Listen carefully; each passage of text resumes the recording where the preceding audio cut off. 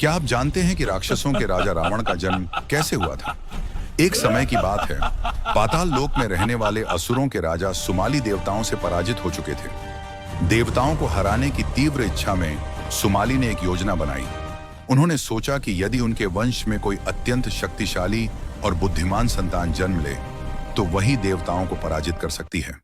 इसी उद्देश्य से सुमाली ने अपनी पुत्री कैकसी को महान आर्य विश्रवा से विवाह करने का निर्णय लिया। अपने पिता की इच्छा को समझते हुए कैकसी आर्य विश्रवा के आश्रम में पहुंच गई और पूरे समर्पण के साथ उनकी सेवा करने लगी।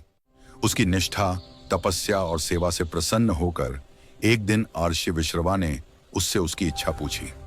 कैकसी को लगा कि उसकी योजना अब सफल होने वाली है। तभी कैकसी ने विनम्रता से कहा, मैं आपसे विवाह करना चाहती हूँ आर्य विश्रवा। परंतु आर्य विश्रवा कैकसी के मन की मंशा को भली भांति समझ चुके थे। उन्होंने उसे पहले ही चेतावनी दी और कहा, मैं विवाह के लिए तैयार हूं, लेकिन तुम्हें यह जान लेना चाहिए कि हमारे मिलन से उत्पन्न संतान में ब्राह्मण गुणों से अधिक असुरों के स्वभाव होंगे। इसके बावजूद कैकसी ने उस चेतावनी को नजरअंदाज करने का निर्णय लिया और इसी निर्णय का परिणाम यह हुआ कि उनके पहले पुत्र के रूप में जन्म हुआ रावण। वही रावण जो आगे चलकर राक्षसों का राजा बना और जिसने देवताओं तक को चुनौती दी।